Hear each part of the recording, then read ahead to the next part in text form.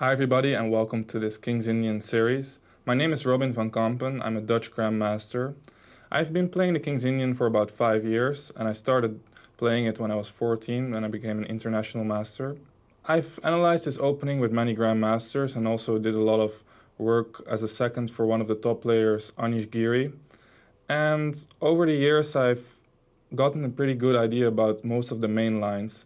I made the series mainly from a theoretical point of view, but I think by looking at the videos where I guide you through most of the lines, you also get a very good idea about the strategies and the general feeling with which you should play this opening. A few practical things. You can flip the board at any time. I've recorded the series from the white side, however it might be more interesting for you to watch it from the black side.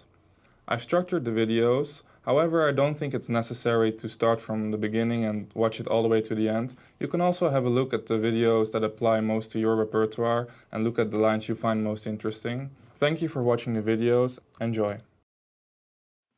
Hi guys, welcome to the second and last video about the H3 lines. In this video we're going to look at the main line, which runs short castle and then knight f3 for white. In this line we're back to our old ideas with e5. There's no reason not to play e5. In fact, I think it's clearly a better move than c5, and I can explain you why. One of the main things about playing c5 is that it's either when white plays moves like f3, like in the same variation that we'll come to later, or when he develops his bishop on g5, that c5 is a much more interesting move for black. In this case, he has not yet developed the bishop on c1, and after d5, e6, it's considered by theory that after bishop d3, e takes d5, once again e takes d5, trying to play for this space advantage and not giving black the majority on the queen side. Black plays rook e8 check, and here's an interesting option of king f1, but this is not exactly what I'm worried about, because even though white does stop us from changing, for example, one of the knights with bishop c8, bishop f5, bishop e4, or something like that.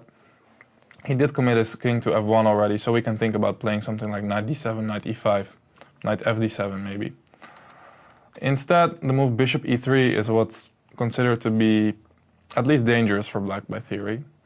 And after bishop h6 short castle, we get a position which I also explained to you a bit about in another line with bishop g5, but in this variation, white has played bishop e3 in one go instead of going to g5 first and then returning after rook e8 check. So I'm not sure about the positions here where the pressure on the f-file can get very serious, and I prefer to play e5, which I think I have already 4 or 5 games with. Now white usually plays d5. As I've said earlier, it's not a good idea to play bishop e2 in these type of positions, because after e takes d4, knight takes d4, rook e8, white is pretty much forced to play f3, or a clumsy move like bishop f3, allowing black to take that bishop out later. With f3, now after knight h5, white has clear problems on the dark squares, so that's not a good idea. Instead, d5 is a common move, and here I like the reply knight h5. The other move is a5, and I think after bishop g5, white's idea is to play h6 and bishop e3, then bishop e2, knight e2.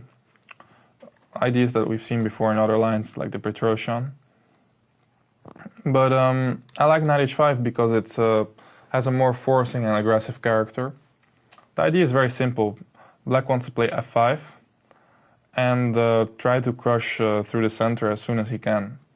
There are 2 options here for white. One is knight h2, and the more common one is g3, preparing for moves like knight f4, and then deciding whether to put the bishop on e2 or g2. Because note that if knight h5, bishop e2, knight f4 is simply very annoying. So white does have to do something about this knight on h5. Let's start with knight h2. Here I like the move knight a6. In general, I've played these positions as well with the pawn on a5 first, but I started to realize that it's not really in the character of putting the knight on h5 so quickly. It's better to play knight a6 in general, also against knight h2. For the moment it looks a bit funny to put both knights on the rim, but knight from a6 is definitely coming to c5, and usually the knight on h5 is returning at the right time to f6. Anyway, a5 loses a lot of valuable time when from knight a6 and knight c5 we can put more pressure on the e4 square, e4 pawn. And generally we're not too worried about b4, as I'll show you in some of the lines. For example, a3, knight c5, b4, it's not something I would mind at all. After knight d7, I think white is a little bit too aggressive on the queen side, as he's not even really developed yet. And we can play a5 very quickly, then follow up later with f5 and try to break both on the queen side and on the king side. And my impression is that it's only very dangerous for white to kick back that knight so early. So instead, the main move is g3 anyway now. Note that knight h2 is mainly against the move f5, as if we play f5 here, e takes f5, we simply have a problem because, for example, bishop takes f5, g4 is winning a piece. Because the knight on h5 is unprotected, we cannot go gf. So we're not interested to play f5 until we can play g takes f5, generally speaking. And that's why we go knight a6, g3 and knight c5. Once again, b4, knight d7, nothing to worry about. We can play a5 afterwards and touch that pawn chain there. Here the main move is bishop e3. And I like to play a5 now. If here white has two options pretty much, bishop e2 or bishop g2. If bishop g2, we play simply b6. And the position is not very tense, but black is going to play queen e8 and f5 inevitably. And we'll get a good game. So instead, bishop e2 is more challenging. Now the best move is to play knight f6 back. And we see that both of these pawns are hanging. e4 pawn is very important, so white protects it usually with queen c2. Now it's good to take on h3. So it's good to know this line maybe, or at least remember it a little bit, so you don't have to think about bishop takes h3, which is quite a tough decision. It's not so clear if it's a good move. Anyway, now white takes on c5, d takes c5 and g4, closing that bishop, and as you see indicated by arrows, we're trying to catch that bishop on h3 with queen d3 and rook g1. So only we have one option here with black, and that's to play h5. But I looked a little bit at the positions after rising after g takes h5, knight takes h5, bishop takes h5, g takes h5. And in general, black can play rook a6 and rook g6 in these lines, and he should be doing pretty well. So knight h2 is an okay move, it leads to interesting positions, but it's not something I'm very worried about. I think g3 is something a bit more annoying, although I solved most of the problems, I think. g3 was also seen in my last game here, or one of my last games against Grandmaster Delchev. And after knight a6, once again, he played the move bishop e2. The other move is bishop g2, but after f5, e takes f5, g takes f5, knight takes e5 is definitely not possible now because of queen e8, pinning that knight and also protecting our own knight. In general, take note that when white has played g3, even if the bishop is on e2, very often we can go f5, and if knight takes e5 comes later, there is a pawn on g3 we can take as an intermediate move. We'll see that happening in some of the lines later. Anyway, bishop g2, f5, ef, gf, and now knight g5. Short castle is also an option, but then we can continue with knight f6, queen e7, knight c5, maybe change one knight, and simply develop bishop d7, rook e8. So that's fine for black.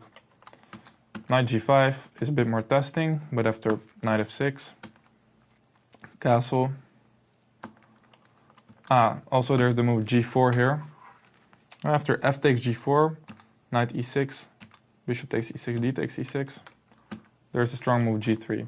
In general, it's a bit scary always when white goes g4, because the white squares can become very weak when he manages to play knight e6.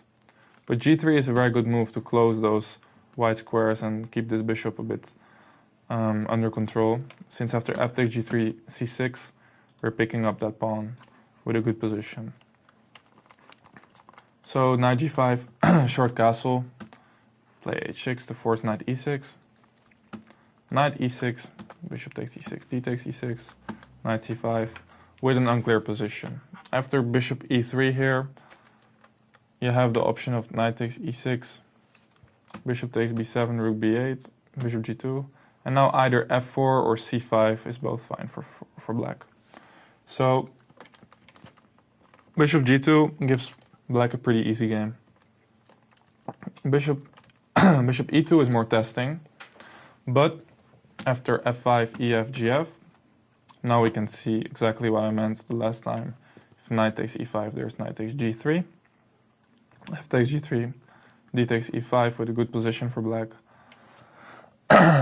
Would be no problem at all. And here Delchev, my opponent, played bishop g5. And I was a bit confused in the game, and I went for queen e8, which is not a very good move. After knight h4, knight f6, queen c2, my pawn on f5 came under a lot of pressure. And later on I was forced to play e4, which is a very uncomfortable move and weakening a lot of dark squares here. So I advise you to improve over my game with the move knight f6. Now queen c2. If a3 to stop knight c5 because b4 is coming, you can go c6 and get that knight to c7 with a good position. Queen c2, h6, bishop e3, and once again c6. I really like this move, playing for the center, as white has weakened his center by taking on f5. And here, logical move would be long castle, but already then black is actually taking over. He can play c takes d5, c takes d5, bishop d7, and after rook c8, followed by something like b5, he's doing very well. So d takes c6 is the other option, but now black has really a lot of control because of all those pawns in the center. So after rook d1, putting some pressure on the d6 pawn, I think you can simply play knight e8. So white doesn't have any c5 ideas, loosening up this e5 pawn. And after knight e8, black is doing very well. He can play something like knight c7, knight e6, and sometimes f4 is there as well. So this is pretty much what you have to know about these lines. Most important is to remember that idea that when the pawn is on g3, very often we can play f5 even if it seems like there's knight takes e5. And in general, when you can play f5 in these lines, you try to do it as soon as you get the option to. And don't forget that knight a6 is a lot better than a5 because we are trying to develop the pieces as quick as possible. So that's about it for the h3 lines. As you saw, the lines are a bit different. Against h3 bishop g5 we play with c5, and against this one we play with e5. But both of them give black very decent play, and yeah, not much to worry about. We still have a lot of lines to go, like the Samish variation with f3 and the 4 pawns attack, and then still the g3 lines. So I hope to see you in the next videos.